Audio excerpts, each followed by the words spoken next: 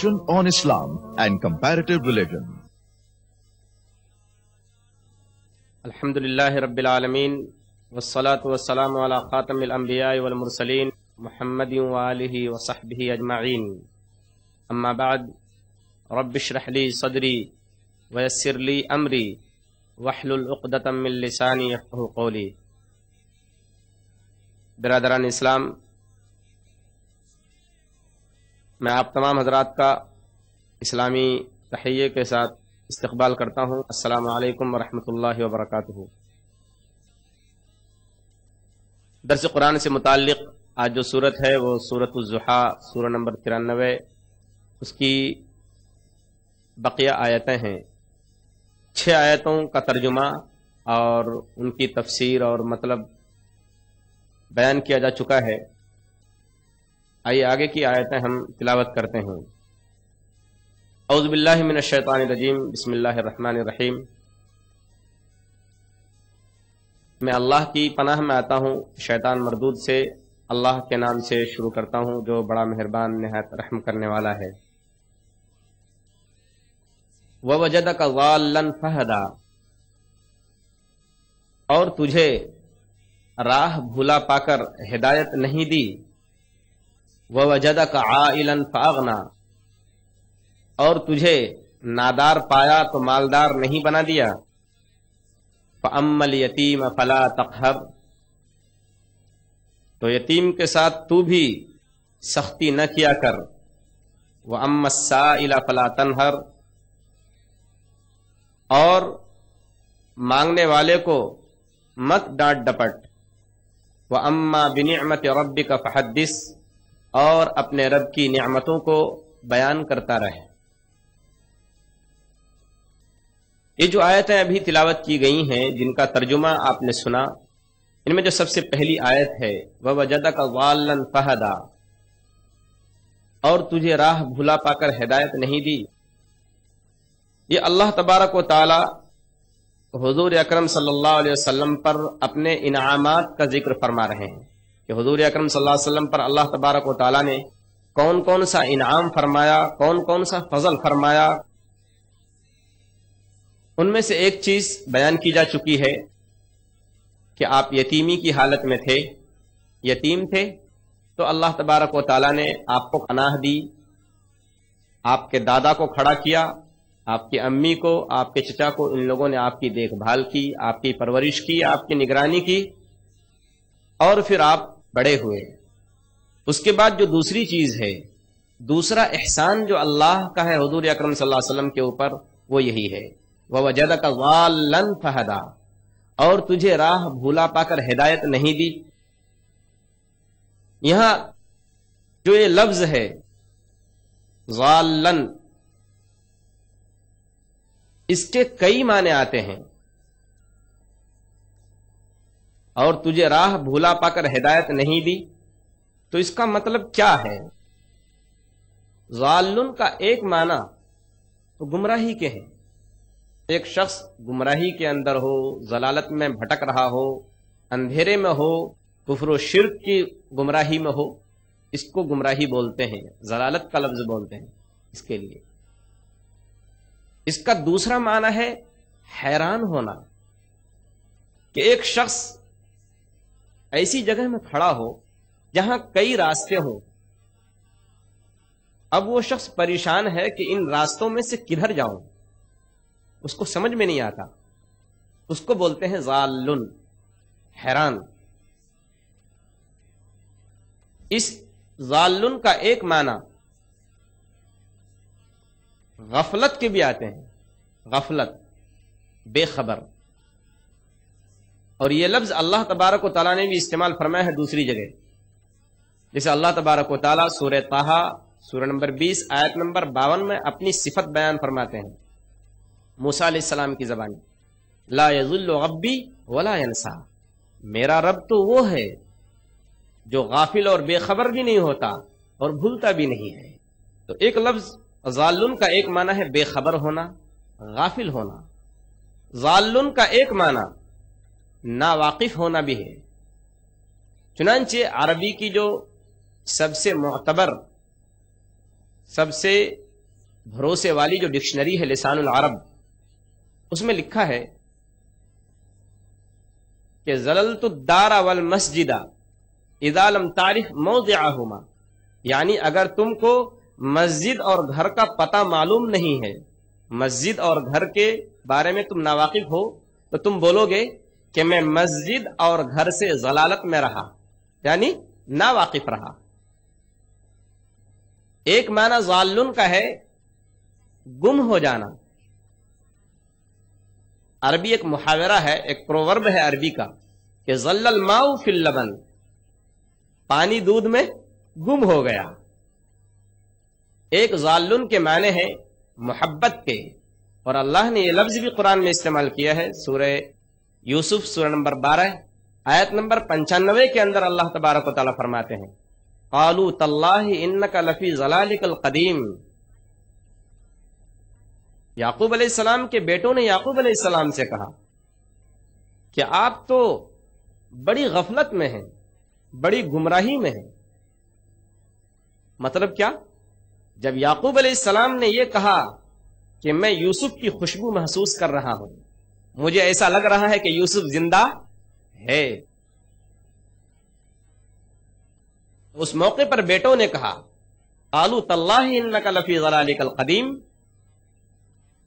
کہ خدا کی قسم ہم کو تو ایسا لگتا ہے کہ آپ پرانی گمراہی میں ہیں، یعنی اتنے دن ہو گئے یوسف کے گزرے ہوئے، پھر بھی یوسف کی محبت آپ کے دل سے نہیں گئی۔ یہاں بھی لفظ ضلال کا استعمال ہوا ہے، اور یہاں معنی کیا ہے؟ محبت کے۔ سوال یہ پیدا ہوتا ہے کہ ان معنوں میں سے کون سا معنی لیا جائے؟ یہاں ایک بات اور بھی عرض کرتا چلوں، تفسیر قرطبی عربی کی مشہور تفسیر ہے، کامنٹری ہے قرآن پاک کی۔ امام قرطبی رحمۃ اللہ علیہ نے کہا ہے کہ ایک لفظ استعمال ہوتا ہے عربی کے اندر ضالتن۔ ضالتن ضالتن ایسے درخت کو کہتے ہیں جو بالکل چٹیل میدان میں اکیلا کھڑا ہو اور اس کے آس پاس کوئی درخت نہ ہو۔ تو اب ان تمام معنوں کو بیان کرنے کے بعد ہم غور کرتے ہیں کہ کون سا معنی مراد لیا جا سکتا ہے۔ پہلا معنی جو میں نے بتایا کہ ضلال کے معنی جس کے عربی لفظ ہیں ضاد، لام، الف اور لام، ضلال کے معنی گمراہی، یہ معنی تو مراد نہیں لے سکتے۔ اللہ تعالیٰ جو حضور اکرم صلی اللہ علیہ وسلم سے فرما رہے ہیں کہ وَوَجَدَكَ ضَالًّا فَهَدَىٰ، اور تجھے راہ بھولا پا کر ہدایت نہیں دی، تو اس کے معنی گمراہی کی تو لے نہیں سکتے کہ نعوذ باللہ حضور اکرم صلی اللہ علیہ وسلم عقیدہ یا عمل کے اعتبار سے گمراہ تھے، پھر اللہ نے آپ کو ہدایت دی، یہ معنی مراد نہیں لے سکتے۔ اس کی وجہ کیا ہے؟ اس کی وجہ یہ ہے کہ حضور اکرم صلی اللہ علیہ وسلم کی زندگی اور آپ کے بارے میں جو کچھ تاریخی ریکارڈ موجود ہے اور جو کچھ تاریخ میں لکھا ہوا ہے، جتنی بھی باتیں حضور اکرم صلی اللہ علیہ وسلم کے بارے میں موجود ہیں نبی بنائے جانے سے پہلے کی، ان تمام باتوں میں سے کہیں بھی یہ ثابت نہیں ہوتا کہ نبی بنائے جانے سے پہلے حضور اکرم صلی اللہ علیہ وسلم نے کبھی اپنی قوم کے اندر پھیلی ہوئی رسم و رواج کو اپنایا ہو، یا کبھی کسی بت کے سامنے اپنی گردن اور پیشانی کو جھکایا ہو، کہیں بھی ثابت نہیں ہوتا۔ اور نہ ہی نبی کریم صلی اللہ علیہ وسلم سے یہ ثابت ہے کہ کبھی بھی آپ نے نبی بنائے جانے سے پہلے اپنی قوم کو غلط چیز کی طرف دعوت دی ہو، بلایا ہو، ثابت نہیں ہوتا۔ بلکہ حضور اکرم صلی اللہ علیہ وسلم نبی بنائے جانے سے پہلے اصلی فطرت پر، فطرت سلیمہ پر، جس کو ہم اور آپ نیچر بولتے ہیں، اس کے اوپر قائم تھے۔ اور تمام انبیاء کرام کا نبی بنائے جانے سے پہلے یہی حال ہوتا ہے کہ وہ فطرت سے، نیچر سے تھوڑی دیر کے لیے بھی الگ نہیں ہوتے، کبھی بھی الگ نہیں ہوتے۔ اور انسان کا نیچر، انسان کی فطرت کیا ہے؟ انسان کو جو اللہ نے نیچر دیا ہے، جو فطرت دی ہے، جو طبیعت دی ہے، وہ یہ ہے کہ انسان اپنے پالنے والے کو، اپنے پیدا کرنے والے کو پہچانے، ایک رب اور ایک خدا کو تسلیم کرے، یہ انسان کا نیچر ہے۔ اور یہ چیزیں حضور اکرم صلی اللہ علیہ وسلم کے اندر پہلے سے موجود تھیں۔ آگے میں اس کی دلیل بھی دیتا ہوں۔ سیرت النبی حضور اکرم صلی اللہ علیہ وسلم کی زندگی کے اوپر ایک مشہور کتاب ہے سیرت ابن ہشام، اس کے اندر یہ واقعات موجود ہیں کہ حضور اکرم صلی اللہ علیہ وسلم نبی بنائے جانے سے پہلے آپ نے کبھی بھی کسی بت کے سامنے اپنا سر نہیں جھکایا، آپ سے کبھی کوئی برا عمل سرزد نہیں ہوا. اور اسی کے ساتھ ساتھ جیسا کہ صحیح بخاری کی روایت ہے کہ حضور اکرم صلی اللہ علیہ وسلم نبی بنائے جانے سے پہلے غار حرا میں جاتے تھے، وہاں جا کر آپ صلی اللہ علیہ وسلم اللہ کے بارے میں غور و فکر کرتے تھے. یہ اس بات کی علامت اور پہچان ہے کہ حضور اکرم صلی اللہ علیہ وسلم اللہ کی ہستی کو پہچانتے تھے نبی بنائے جانے سے پہلے بھی، اس بات کی علامت اور پہچان ہے. اسی کے ساتھ ساتھ اسی کتاب سیرت النبی جو ابن ہشام کی ہے، اس میں لکھا ہے کہ ابراہیم علیہ الصلوۃ والسلام کے دین کی جو باقی چیزیں رہ گئی تھیں، مثلا خانہ کعبہ کی تعظیم اور عزت کرنا اور حج کرنا، حضور اکرم صلی اللہ علیہ وسلم اس پر عمل کرتے تھے. خانہ کعبہ کی عزت بھی آپ کرتے تھے اور اس زمانے کے مطابق حج کا جو طریقہ تھا آپ سے وہ بھی ثابت ہے. تو اس کا مطلب یہ ہے کہ حضور اکرم صلی اللہ علیہ وسلم عقیدے کے اعتبار سے یا عمل کے اعتبار سے ہٹے ہوئے نہیں تھے.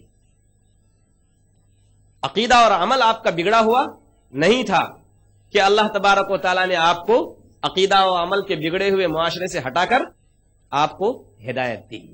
مطلب کیا ہے اس آیت کا؟ مطلب یہ ہے کہ آپ کو حق کی تلاش تھی، صحیح راستے کی تلاش تھی. آپ کوشش کر رہے تھے کہ کسی طریقے سے صحیح راستہ مل جائے، لیکن صحیح راستہ پوری طرح سے کلیئر طور پر، صاف طور پر آپ کے سامنے نہیں تھا.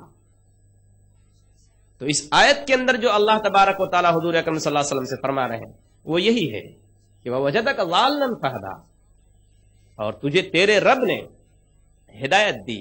یعنی تم نبوت کو نہیں جانتے تھے، تم ایمان کو نہیں جانتے تھے. اور یہ چیز بھی قرآن کے اندر موجود ہے. اللہ تبارک و تعالیٰ سورہ شورا سورہ نمبر 42 آیت نمبر 52 کے اندر حضور اکرم صلی اللہ علیہ وسلم کو خطاب کر کے کہتے ہیں ما کنت تدری مل کتاب ولا ایمان، اے محمد تم اس سے پہلے یہ نہیں جانتے تھے کہ ایمان کیا چیز ہوتی ہے اور قرآن کیا ہے. ما کنت تدری مل کتاب ولا ایمان، تم کو اس سے پہلے معلوم نہیں تھا. تو اس کا مطلب یہ ہے کہ اللہ تبارک و تعالیٰ نے جو حضور اکرم صلی اللہ علیہ وسلم کو ہدایت دی، یعنی حق بات اور دین حق آپ کے سامنے لا کر رکھ دیا اور آپ اس کے اوپر پھر چلتے رہے. یہ مطلب ہے اس آیت کا. وَوَجَدَكَ ضَالًّا فَهَدَىٰ، اور تجھے تیرے رب نے پا کر ہدایت نہیں دی کا مطلب یہ ہے. اور اگر اس کا دوسرا معنی غفلت کے لیں، بے خبر ہونے کے لیں، جیسا کہ اللہ تبارک و تعالیٰ نے سورہ یوسف سورہ نمبر 12 آیت نمبر 3 کے اندر فرمایا ہے کہ نحن نقص علیک احسن القصص بما اوحینا الیک ھذا القرآن وان کنت من قبلہ لمن الغافلین. اے محمد صلی اللہ علیہ وسلم، ہم آپ کے سامنے سب سے بہترین قصہ رکھتے ہیں، آپ کو سب سے اچھا اور بہترین قصہ سناتے ہیں اور وہ قرآن کے ذریعے سناتے ہیں. وَإِن كُنْتَ مِن قَبْلِهِ لَمِنَ الْغَافِلِينَ، جبکہ آپ کو اس سے پہلے کچھ معلوم نہیں تھا. تو مطلب کیا ہوا اس آیت کو سامنے رکھ کر؟ اس آیت کو سامنے رکھی سورہ یوسف کی اور سورہ ضحیٰ کی یہ آیت سامنے رکھی وَوَجَدَكَ ضَالًّا فَهَدَىٰ، کہ اور تجھے تیرے رب نے بھولا ہوا پا کر ہدایت نہیں دی.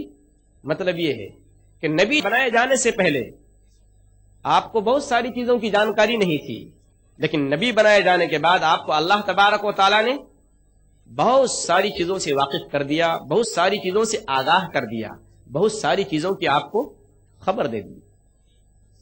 اور اگر امام قرطبی کی جو بات میں نے کہی ضالتن، کہ ضالتن اس درخت کو کہتے ہیں جو چٹیل میدان میں اکیلا کھڑا ہو، تنہا کھڑا ہو، اس کے آس پاس میں آزو بازو میں کوئی درخت نہ ہو.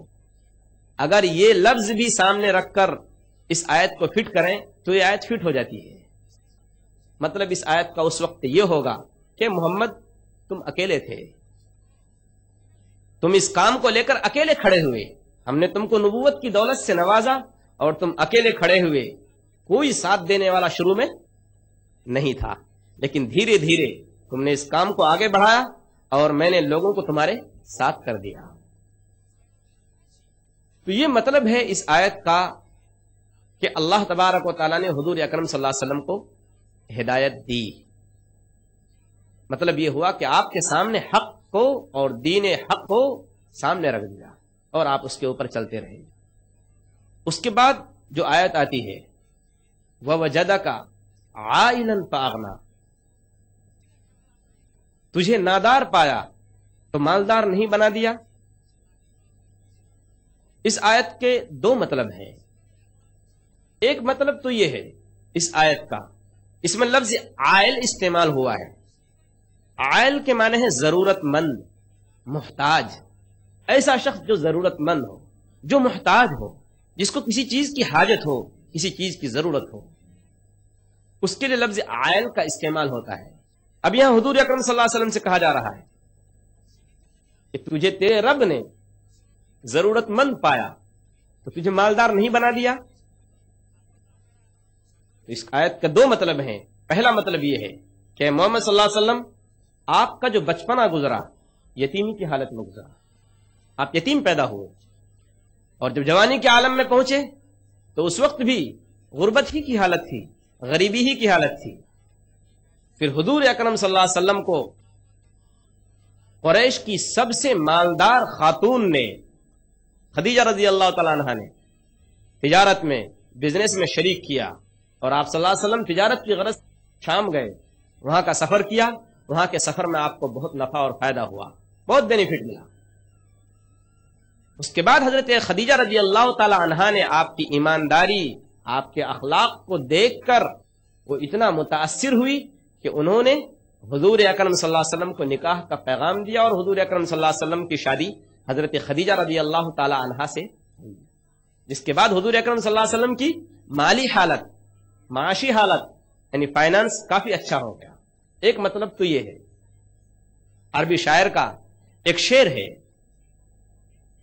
امام قرطبی رحمۃ اللہ علیہ نے اپنی تفسیر کے اندر ذکر کیا ہے اسی آیت کی تفسیر میں کہ فما یدری الفقیر متى غناہ وما یدری الغنی متى یعیل، کہ جو شخص فقیر ہے، جو شخص ضرورت مند ہے، جو شخص محتاج ہے، جو پائی پائی کو آج ترس رہا ہے، تو ہو سکتا ہے اس کو نہیں معلوم کہ وہ بہت جلد اللہ اس کو مالدار بنانے والے ہیں.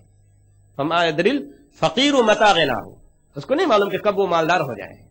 وما یدری الغنی متى یعیل، اور کوئی مالدار نہیں جانتا جو پیسے کے اوپر سوتا ہے، جو نوٹوں پر سوتا ہے، اس کو نہیں معلوم کہ کب اس کو پائی پائی کو ترسنا پڑے، کب وہ پائی پائی کا محتاج ہو جائے یا ایک ایک پیسے کا محتاج ہو جائے. تو آیت کا ایک مطلب تو یہ ہوا جو میں نے آپ کے سامنے رکھا کہ حضور اکرم صلی اللہ علیہ وسلم غربت کی حالت میں تھے تو اللہ تبارک و تعالیٰ نے حضور اکرم صلی اللہ علیہ وسلم کو مالدار بنا دیا. وہ اس طرح سے کہ حضرت خدیجہ رضی اللہ تعالیٰ عنہا سے آپ نے بزنس میں شرکت کی، شریک ہوئے، اور پھر اخیر میں حضرت خدیجہ رضی اللہ تعالیٰ عنہا سے شادی ہوئی، جس کی وجہ سے آپ کی معاشی حالت، آپ کا فائنانس بہت اچھا ہو گیا. دوسرا مطلب یہ ہے کہ اے پیغمبر، آپ کو ہم نے ہر ایک سے بے نیاز کر دیا، اب آپ کو کسی کی ضرورت نہیں ہے، آپ سب سے بے نیاز ہو گئے. اور یہ وہ بات ہے جس کو حضور اکرم صلی اللہ علیہ وسلم نے خود اپنے الفاظ میں اپنی زبان سے بیان فرمائی ہے. چنانچہ صحیح بخاری حدیث نمبر 6446 کے اندر یہ روایت موجود ہے. نبی کریم صلی اللہ علیہ وسلم فرماتے ہیں کہ لیس الغنا عن کثرت العرض ولکن الغنا غنى النفس. مالداری یہ نہیں ہے کہ آدمی کے پاس زیادہ سے زیادہ دولت حاصل ہو جائے، اس کے پاس زیادہ سے زیادہ مال اور دولت کا انبار اور ڈھیر جمع ہو جائے. اصل مالداری تو یہ ہے کہ انسان کا دل بے نیاز ہو، انسان کا دل بے نیاز ہو، انسان کا دل مالدار ہو جائے، اس کو کسی کی ضرورت نہ ہو، دل بالکل بے پرواہ ہو جائے. اصل مالداری یہ ہے. ایک اور روایت ہے الجامع الصحیح، اور یہ روایت صحیح ابن حبان اور نسائی کے اندر موجود ہے، اور ناصر الدین البانی رحمۃ اللہ علیہ نے اس حدیث کو صحیح کہا ہے. حدیث نمبر 7816. حضور اکرم صلی اللہ علیہ وسلم نے ابو ذر غفاری رضی اللہ تعالیٰ عنہ سے کہا، اے ابو ذر، تمہارا کیا یہ خیال ہے کہ جس کے پاس زیادہ مال ہو، زیادہ دولت ہو، وہ مالدار ہے؟ نہیں، سنو، صحیح معنی میں مالدار وہ ہے، صحیح معنی میں غنی وہ ہے، صحیح معنی میں دولت والا وہ ہے جس کا دل بے نیاز ہو، جس کا دل مالدار ہو جائے، جس کا دل کسی کی چیز کو دیکھ کر لالچ نہ کرے، اس کو جو کچھ اللہ نے دیا ہے اسی پر بس کرے۔ اور جس کا دل اگر محتاج ہے، جس کا دل اگر فقیر ہے، تو سب سے بڑا محتاج اور سب سے بڑا فقیر وہی شخص ہے، چاہے اس کے پاس قارون جیسی دولت ہو جائے۔ اور یاد رکھو اے ابو ذر، اگر انسان کے دل میں غنا ہے، بے نیازی ہے، دوسرے کی چیز کو دیکھ کر اس کو کوئی لالچ نہیں ہے، کوئی حرص نہیں، وہ گریڈی آدمی نہیں، لالچی آدمی نہیں، تو یاد رکھو کہ وہ شخص ہمیشہ سکون اور آرام اور راحت میں رہے گا، چاہے اس کو تھوڑا ملے۔ لیکن اگر دوسرا کوئی شخص ایسا ہے کہ اس کا دل بے نیاز نہیں ہے، دل کے اعتبار سے وہ فقیر ہے، تو اس کو ساری دنیا کی دولت مل جائے تو بھی اس کو آرام نہیں ملے گا، راحت اور چین نہیں ملے گی۔ یہ دوسرا مطلب ہے اس آیت کا کہ وَوَجَدَكَ عَائِلًا فَأَغْنَىٰ، اور آپ کو عائل پایا، ضرورت مند پایا، محتاج پایا تو آپ کے رب بے نیاز کر دیا۔ چنانچہ حضور اکرم صلی اللہ علیہ وسلم کی کیفیت یہ رہی، آپ کا حال یہ رہا۔ امام ابن کثیر بیان فرماتے ہیں اس تفسیر کے اندر کہ حضور اکرم صلی اللہ علیہ وسلم کا حال یہ تھا کہ فقر و فاقے کی حالت میں حضور اکرم صلی اللہ علیہ وسلم صبر کرتے رہے، اور جب اللہ نے آپ کو دیا تو آپ نے اللہ کا شکر ادا کیا، اللہ کی بڑائی بیان کی۔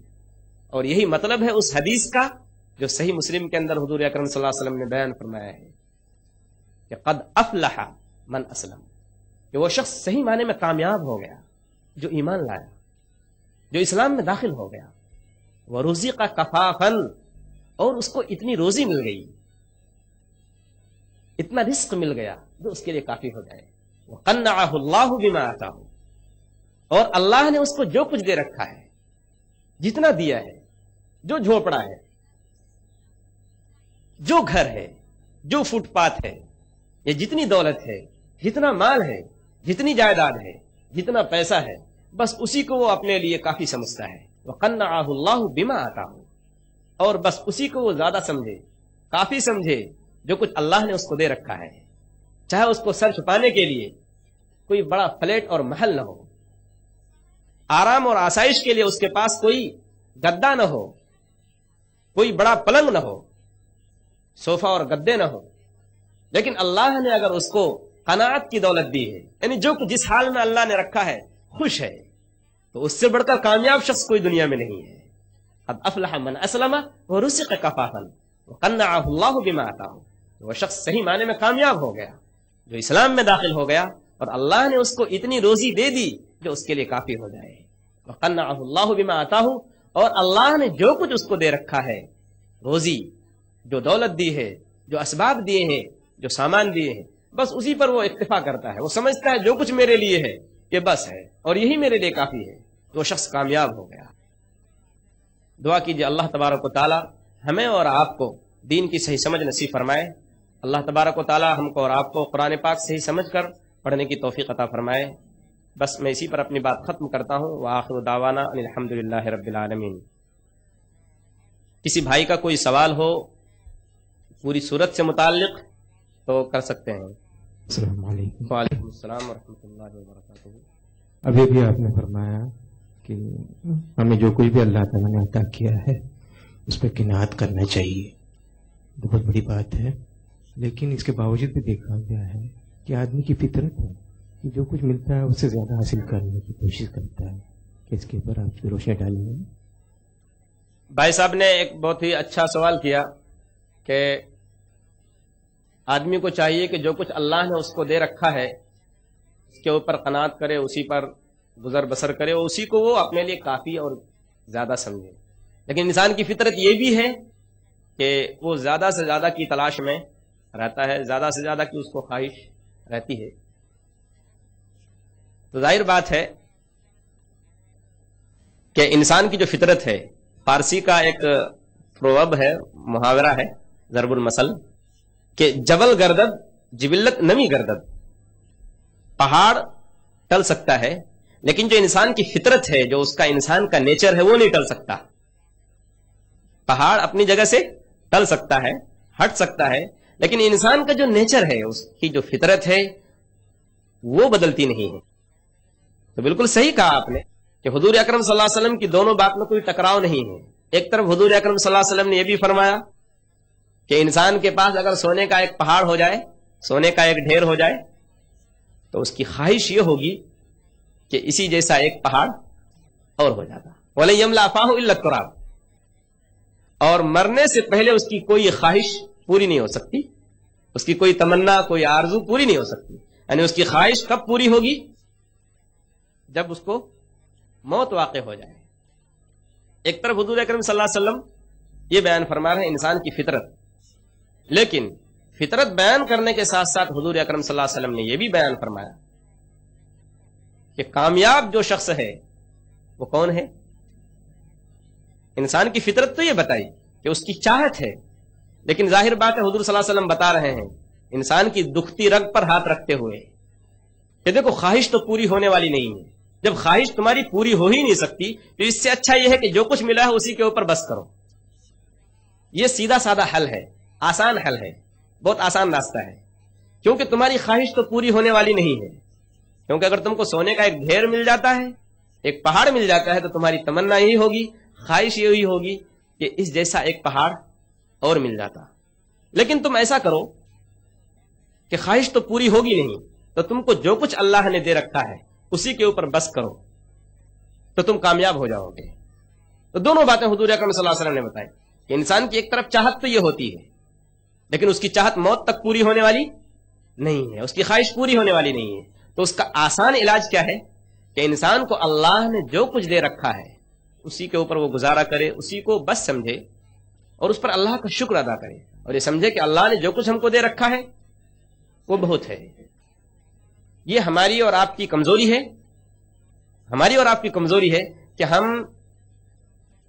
سامنے والے کو دیکھتے ہیں کہ اس کے پاس اتنی چیزیں ہیں، میرے پاس اتنی نہیں ہیں۔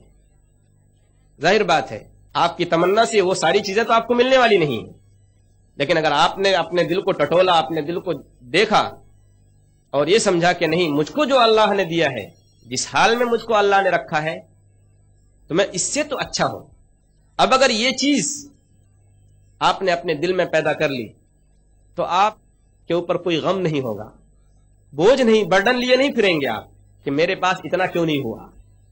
تو آسان طریقہ یہ ہے کہ انسان کو جو کچھ اللہ نے دیا ہے اس پر قناعت کرے۔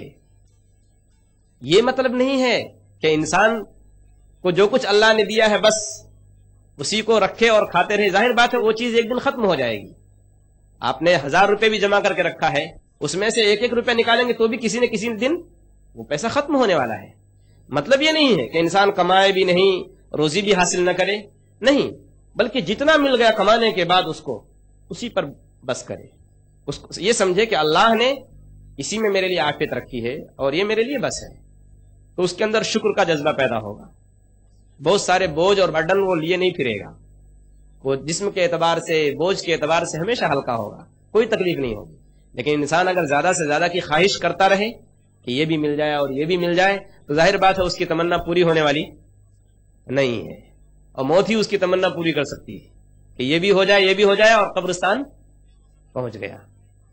اس لیے حضور اکرم صلی اللہ علیہ وسلم یہ فرمانا چاہتے ہیں کہ انسان کے ہم کو اگر قناعت کی دولت مل گئی، قناعت کا مطلب جو کچھ اللہ نے دیا ہے یہ میرے لیے کافی ہے، اسی سے میرا سب کام چل جائے گا، اگر یہ دولت دے دی تو اس کا مطلب وہ شخص کامیاب ہے، اس کی زندگی کامیاب گزرے گی۔ مجھے امید ہے کہ آپ کو اطمینان ہو گیا ہوگا۔ کسی اور بھائی کا کوئی سوال ہو تو کر سکتے ہیں۔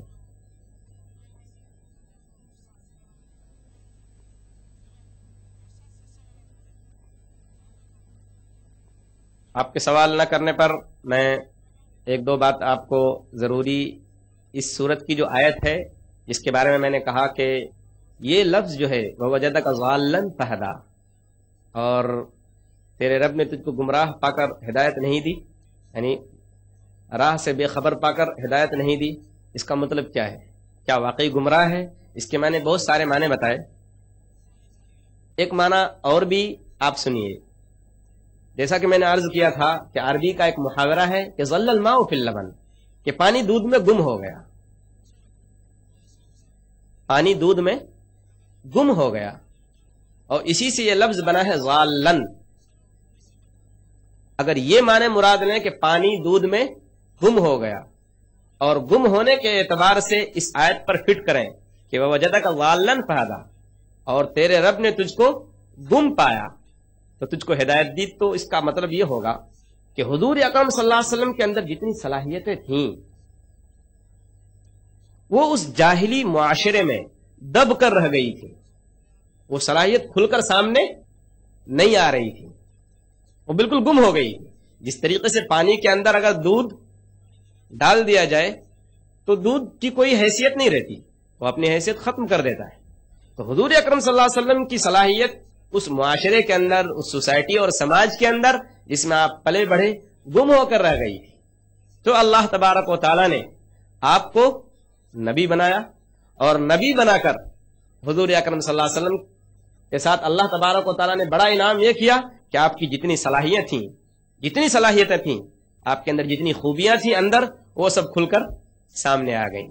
آپ کے اخلاق کی صلاحیت، آپ کے اچھے کردار کی صلاحیت، دعوت دینے کی صلاحیت، حکمت کی صلاحیت، یہ جتنی بھی صلاحیتیں تھیں وہ سب ایک ایک کر کے لوگوں کے سامنے لانے لگیں، اور حضور اکرم صلی اللہ علیہ وسلم نے ہر ایک صلاحیت کا استعمال اپنی قوم کے لوگوں پر کیا۔